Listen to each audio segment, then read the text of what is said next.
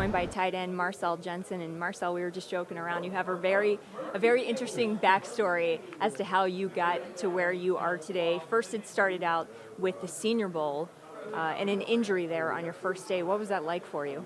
It was really frustrating for me. I felt like the injury was something I probably could have pushed through, but I talked over my agent and talked to the trainers. They said they thought I might have possibly made it worse, if I had participated. But it was really frustrating. The Senior Bowl, it's a once-in-a-lifetime opportunity. I was honored to be invited, and then just to not finish, it was really disappointing for me.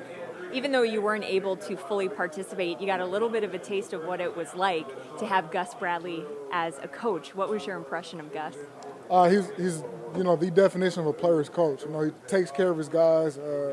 He's always in our corner. He's positive about everything. I can't say enough good things about Coach Gus. He's a big reason why I'm here.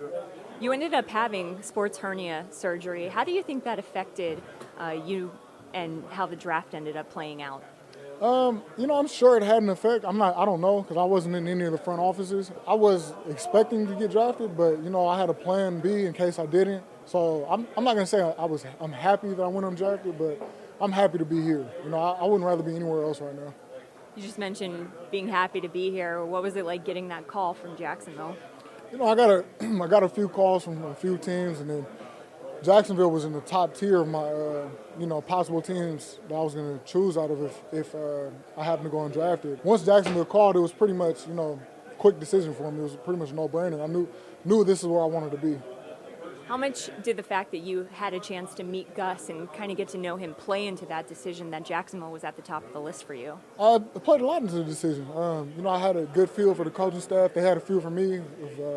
Not so much as a football player, but just who I was, what kind of guy I am, about my work ethic and all that.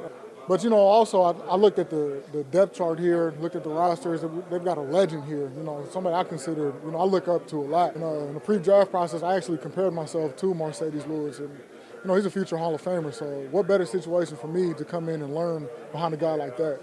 And you've been a guy since the start of OTAs and now mandatory minicamp that's made an impression. Gus Bradley has brought you up pretty frequently at press conferences. What kind of impression do you think you've made so far? Honestly, I'm just trying to go out there and get better every day. Obviously everyone wants to get noticed for the right reasons, but it's not all glory. I make my mistakes too.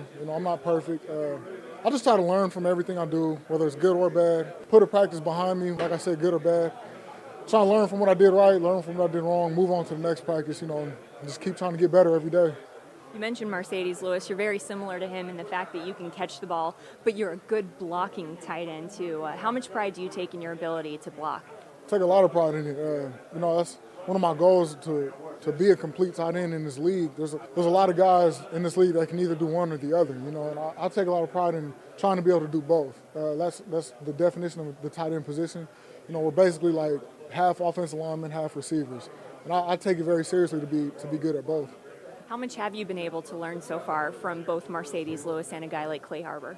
I've learned a lot, not only on the field but off the field, just what kind of guy to be, how to, take care of your body after practice. I'm trying to get into a little routine every day after practice, as well as, just having the savvy on the field. These guys are seasoned vets, have been doing it for a long time, so just try to soak up as much as I can from them. What kind of rapport do you feel like you've built up with fellow rookie Blake Bortles? Really good. He's a good dude. I was kind of spoiled in college. I had got to play Derek Carr, but Blake is a great guy. I feel like I've built up a great rapport from him. I'm gonna keep working with him. That's who I'm getting the majority of my reps with. Keep working with him, trying to get some timing things down right, and just make sure we're always on the same page.